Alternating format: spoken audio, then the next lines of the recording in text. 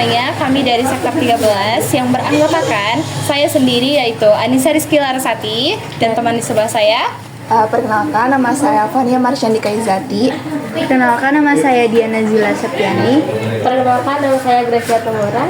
Perkenalkan, nama saya Diana Bahtiani. Perkenalkan, nama saya Naila Dila Mawada. Perkenalkan, nama saya Nadira Dika Fadila. Dan Perkenalkan, nama aku Desyana Putri Nabila.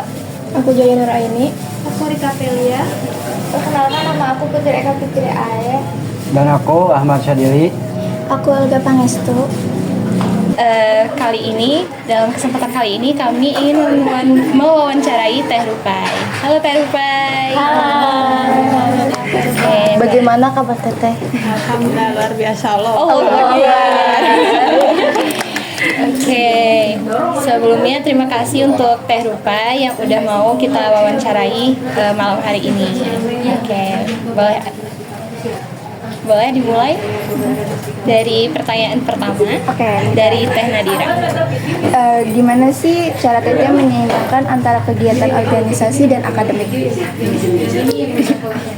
Aku izin jawab ya, kalau misalnya buat menyeimbangkan antara kegiatan organisasi dan akademik itu biasanya lebih ke skala prioritas dulu gitu. Pertama skala prioritas di mana yang lebih kita dibutuhkan gitu, terus hal mana yang lebih penting gitu. Misal kalau misalnya yang pasti kan akademik udah pasti lebih penting ya, pasti kita naruh akademik lebih nomor satu gitu, baru kita naruh organisasi di selanjutnya gitu. Nah kalau misalnya ada jadwal yang bentrok antara satu organisasi dengan organisasi lainnya, baru ditentuin skala prioritasnya, misalnya mana yang lebih prioritas gitu. Kalau misalnya yang lebih prioritas di organisasi satu, ya kita ke organisasi satu dulu, baru ke organisasi dua gitu. Nah, kalaupun gitu sebaliknya gitu, dimana kita yang lebih dibutuhkan gitu. Terus yang terakhir ya dibuat to do list gitu, gimana kalau misalnya yang lebih perlu itu apa aja ditaruh situ. Terus jadi kita bisa nentuin schedule kita ke depannya, jadi nggak akan ada bentrokan gitu. Terus yang pastinya yang namanya organisasi itu kan sambilan ya, jadi ya kita sebisa mungkin ngelakuin kegiatan organisasi itu di sela-sela perkuliahan gitu.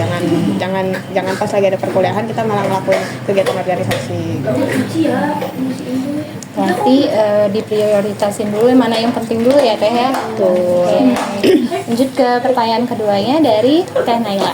Silakan Teh. Teh izin bertanya, apa tantangan terbesar Teteh yang dihadapi dalam berorganisasi dan bagaimana Teteh mengatasinya? Untuk tantangan terbesar itu pasti waktu ya, karena kita nggak bisa nyimbangin waktu antara kuliah sama akademik, itu susah gitu kan. Nah jadi yang pastinya tantangan waktu itu yang nomor utama gitu, ya cara ngadepin masalahnya ya tadi bikin skala prioritas gitu, terus habis itu bikin to do list, disesuaikan sama schedule kita. Terus yang pastinya organisasi itu dikesampingkan dulu, maksudnya kita juga tahu kita punya tanggung jawab di organisasi, tapi tujuan kita pertama itu ngapain, kuliah ya, berarti yang utama itu kuliah dulu baru ke organisasinya gitu. Organisasi itu sebagai sambilan gitu, jadi ya dilakuin organisasi itu setelah perkuliahan. Tantangan Teh Rupai berarti itu waktu ya Teh ya. Lanjut ke pertanyaan ketiga itu dari Teh Diana. Saya izin bertanya, boleh nggak menceritakan satu proyek atau program organisasi yang paling berkesan dan apa yang Teteh pelajari gitu di dalamnya? Kalau buat proyek atau program dari organisasi sendiri, aku sendiri sendiri ada di departemen internal. Nah aku sendiri penanggung jawab dari tentakel gitu, temu ketangketin kelas. Nah untuk kegiatan ini kan ada 3 kali dalam satu periode gitu ya. Nah itu biasanya kesulitannya itu ya dari segi ngehubungin lembaga dan dosennya, karena itu kan berkaitan sama lembaga dan dosen gitu, pertemuan yang berkaitan dengan lembaga dosen. Nah biasanya nyesuaiin jadwal dosennya itu yang susah. Nah terus yang aku pelajari dari situ itu komunikasi sih. Lalu komunikasi penting banget gitu, karena kadang kita udah sesuai nih, sudah punya rancangan sendiri, tapi ternyata komunikasi kita kurang sama dosennya sehingga banyak miskomunikasi gitu. Nah jadi itu penting banget, karena tentakel juga kan ini tujuannya mengkomunikasikan antara mahasiswa dengan lembaga gitu, mahasiswa dengan pihak kampus gitu. Jadi buat nampung aspirasi, segala keluh kesah itu bisa lewat tentakel. Jadi teman-teman kalau misalnya dari situ menurut aku belajar tentang gimana cara kita menemukan komunikasi dan mencari jalan keluar sama-sama gitu. Langsung lanjut aja ya Teh ke pertanyaan keempat oleh Teh Fania. Oke, menarik sekali ya Teh cerita Teteh. Boleh diceritain apa aja organisasi yang Teteh ikutin, terus ya itu aja. Kalau organisasi yang aku ikutin sejauh ini di kampus ada 2 gitu. Kalau buat organisasinya aku ikut kepengurusan himpunan, terus yang kedua aku ikut UKM Lepim. Sama aku juga ikut. Keren ya. Bisa mengikuti 2 organisasi sekaligus. Oke, lanjut ke pertanyaan kelima oleh Teh Dian. Silakan Teh Dian. Ini sayang. Bentar ya Teh. Ini kan.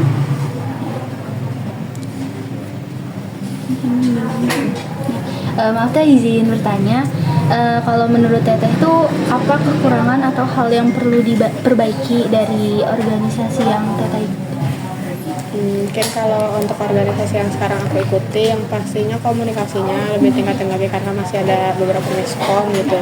Terus apa ya, lebih dieratin lagi gitu ke kekeluargaannya gitu. Paling itu aja sih udah. Ya, lanjut ke pertanyaan ke-6 dari Teh Cia. Teh Cia. Bagaimana pengalaman berorganisasi membantu mengembangkan soft skill Teteh? Kalau dari organisasi sendiri membantu mengembangkan soft skill itu banyak gitu ya teman-teman. Kayak misalnya aku dulu tuh public speakingnya masih kurang. Nah dengan ikut organisasi itu public speakingnya terlatih karena kita terbiasa buat ngomong sama orang baru dan orang banyak gitu ya. Terus abis itu kita juga lebih legowo gitu istilahnya buat ketemu orang baru, nggak terlalu tertekan lagi.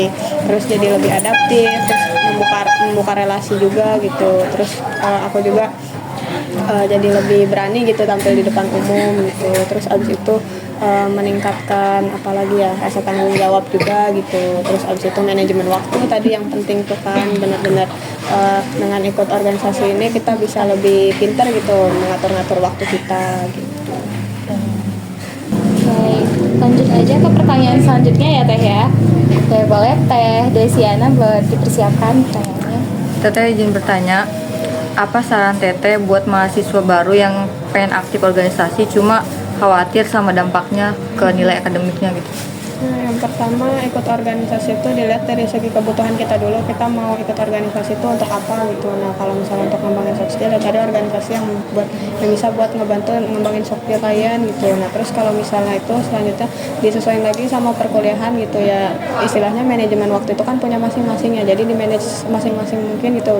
Sebisa mungkin kalian kayak gimana ngatur waktunya gitu. Jadi ya kalau mau ikut silahkan, tapi jangan lupa tujuan utama kuliah gitu. Jadi ya diatur-atur lagi waktunya gitu. Kayak ya sesuai kalian, kebutuhan kalian ikut organisasi itu untuk apa gitu. Maksudnya organisasi itu kan penting tetap ya, apalagi perkuliahan ini. Nah teman-teman lihat lagi gitu dari segi kebutuhannya, diseimbangin lagi sama perkuliahan gitu. Oke, lanjut aja ke pertanyaan selanjutnya dari Teh Joya. Jadi izin bertanya, bagaimana Teteh memotivasi diri dan anggota tim lain saat menghadapi kesulitan dalam organisasi? Memotivasi dirinya sendiri itu lebih ke apa ya, sebisa mungkin jangan terlalu dibawa pusing gitu ya, permasalahan itu jangan dijadiin ruwet gitu, tapi dijabarin dulu satu-satu gitu. Jadi dicari titik tengahnya gitu, titik permasalahannya itu apa. Nah misalnya dari titik permasalahannya itu nanti kan ketemu jalan keluarnya gitu, kita juga lebih gampang jalan keluarnya. Nah kalau misalnya untuk teman seorganisasi itu lebih ke jangan saling nyalahin gitu, kayak misalnya ya udah permasalahan itu muncul adanya di organisasi, berarti tanggung jawab sama-sama, bukan tanggung jawab individu, bukan karena salah satu individu juga gitu. Jadi ya dicari jalan keluarnya masing-masing. Terus dalam menyelesaikan masalah juga ditingkatkan lagi komunikasi, kolaborasinya juga gitu. Jadi lebih dilihat lagi gimana cara jalan keluarnya gitu, jangan sampai miskom pas lagi nyari jalan keluar dari permasalahan gitu. Lanjut aja ke pertanyaannya Teh Dika. Saya ingin bertanya, apa rencana pengembangan organisasi ke depan dan bagaimana Teteh berkontribusi untuk mewujudkannya?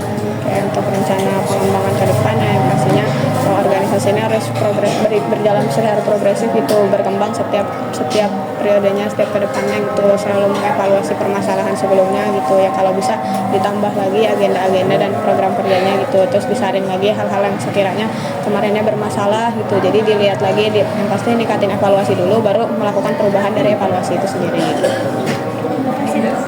Lanjut ya Teh ke pertanyaan Putri. Teteh izin bertanya, Kalau bisa ngulang waktu, apa yang Teteh ingin ubah terkait keterlibatan Teteh dalam organisasi? Kalau bisa ngulang waktu ya aku paling mau lebih ini sih, lebih apa ya, lebih ningkatin gitu dari awal gitu, karena aku ngerasa belum maksimal aja dari awal gitu. Jadi lebih memaksimalkan kontribusi aku aja gitu, terus lebih memaksimalkan kedekatan aku dengan teman-teman satu organisasi gitu, kayak misalnya chemistry-nya lebih ditingkatin lagi dari awal gitu, jadi sampai akhir bakal tetap kuat gitu. Lanjut ya Teh, kita ke pertanyaan selanjutnya oleh Kang Ahmad. Oke Teh, jadi gini Teh, gimana sih kalau kita tuh pengen masuk organisasi, tapi kita tuh masih ragu-ragu gitu akan masuk organisasi itu karena takut ada hal-hal yang aneh gitu terjadi gitu.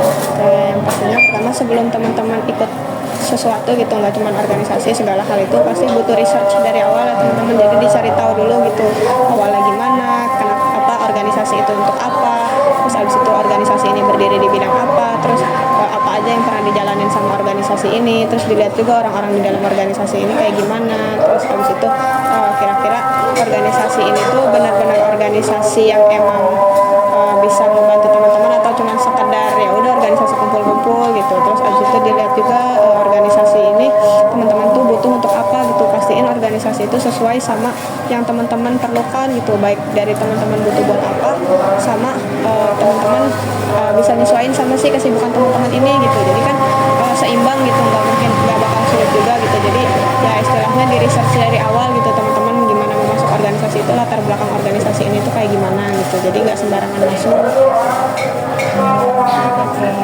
Lanjut ke pertanyaan terakhir itu oleh Teh Olga. Boleh Teh Olga? Izin bertanya, bagaimana pengalaman berorganisasi mempengaruhi rencana karir Teteh di masa depan?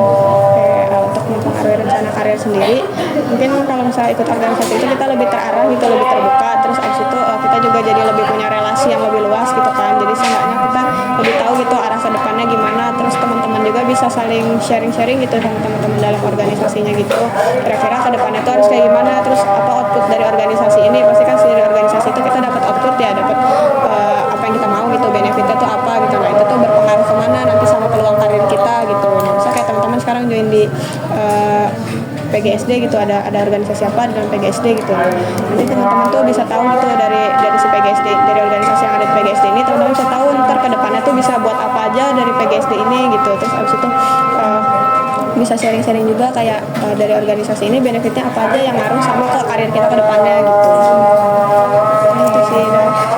Oke Teh, terima kasih banyak karena hasil dari wawancara Teteh ini kita banyak banget dapat pengetahuan baru untuk ikut berorganisasi selanjutnya gitu. Terima kasih juga untuk Teh Rupa yang udah menyempatkan waktunya untuk bisa dapat kita wawancarai kali ini. Oke, baik. Mungkin cukup sekian pertanyaan dari kami, Teteh. Terima kasih banyak udah bisa meluangkan waktunya di malam hari ini. Salam baik dari kami semua. Terima kasih. Sekian dari kami, Sektor 13 Privi. Terima kasih. Wassalamualaikum warahmatullahi wabarakatuh. Wassalamualaikum warahmatullahi wabarakatuh.